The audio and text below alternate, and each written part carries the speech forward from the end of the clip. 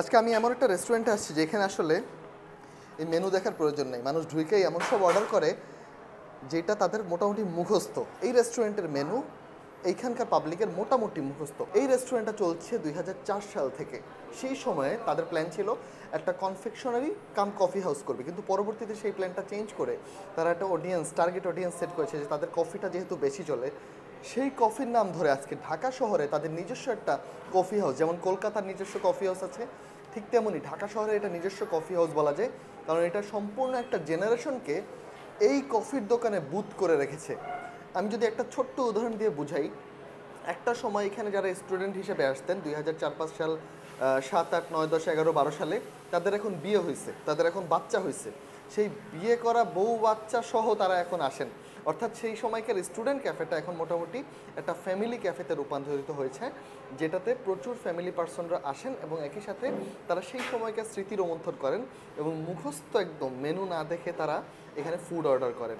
আসলে আমি যতটুকু জানি, আপন কফি হাউস সবসময় কাস্টমার স্যাটিসফাইয়ের জন্য কাজ করছে এবং 100% ফুড কোয়ালিটি যাতে কাস্টমারের আপনার স্যাটিসফাই করা যায়, কম প্রাইসে ভালো খাবার কিভাবে দেওয়া যায় সকলের কথা মাথায় রেখেই আমরা তো একটা সময় আপন কফি হাউস অ্যান্ড কনফেকশনারি ছিল। তো একটা সময় আমাদের দেখা যায় কফির কাস্টমারটা আলহামদুলিল্লাহ ভালো হয়েছে, তো কাস্টমার, তো তখন আমরা আর কি কনফেকশনারিটা বাদ দিয়ে শুধু কফি হাউসটা রাখছি আর কি। আমাদের এখানে এখন স্টুডেন্ট আছে, বেসিক্যালি ফ্যামিলি কাস্টমারটা খুব ভালো আর কি, কারণ ফ্যামিলি নিয়ে বৈশাখ পরিবেশটাও সুন্দর। হ্যাঁ, তো সুন্দর পরিবেশে সবাই ভালো একটা খাবার পাচ্ছে, ফ্যামিলি নিয়ে দেখা যায় সুন্দরভাবে আড্ডা দিতে পারতেছে।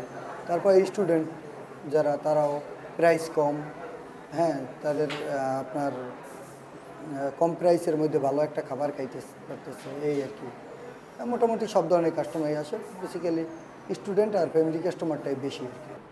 খিলগাঁওয়ের এই জায়গাটায় কিন্তু রেস্টুরেন্টের একটা আলাদা চল আছে, মানে এই জায়গাটা খাবারের জন্য খুব বিখ্যাত। বিভিন্ন ধরনের খাবার, ধরেন ফ্রেঞ্চ ফ্রাই থেকে শুরু করে রাস্তার পাশের ফুচকা, তারপর বিরিয়ানি আইটেম আছে, নানা ধরনের চাপ কাবাবের আইটেম আছে। তার মধ্যে এই আপন কফি হাউসকে কেন্দ্র করে এই জায়গার কালচারটা মূলত গড়ে উঠেছে, কারণ 2012-13 সালের দিকে যখন আপন কফি হাউসটা খুব চলছিল এবং খুব বেশি জনপ্রিয়তা লাভ করছিল, তখনও এখানে 2-4টার মতো দোকান ছিল, কিন্তু পরবর্তীতে এই আপন কফি হাউসকে কেন্দ্র করে এর আশেপাশে একটা এম্পায়ার গড়ে উঠেছে, যেটাকে বলে একটা খাদ্য এম্পায়ার। আমরা এখানে যখন আসি তখন তো এখানে রেস্টুরেন্ট, দু একটা রেস্টুরেন্ট ছিল, তেমন রেস্টুরেন্ট ছিল না। উপায় নিয়ে এলো বাংলাদেশের প্রথম MFS dual currency prepaid card, যাতে আপনি প্রতি মাসে 10,000 টাকার কেনাকাটা করলে 100 টাকা করে ক্যাশ রিওয়ার্ড পাবেন। 6 মাস পর্যন্ত করলে এরকম 600 টাকা ক্যাশ রিওয়ার্ড পাওয়ার সুবিধা থাকছে, যার ফলে আপনার কার্ডটি হয়ে যাবে একদম ফ্রি।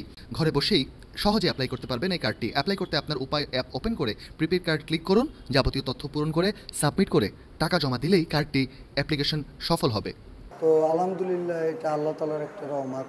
হ্যাঁ, এখন হয়তোবা আমরা উছিলা আর কি, এখানে আমাদেরকে কেন্দ্র করে আপনারা আসছেন, আপনারা আসায় অন্য রেস্টুরেন্ট বাড়ছে, আপনাদের আরও পরিচিত যারা তাদেরকে নিয়ে আসছেন।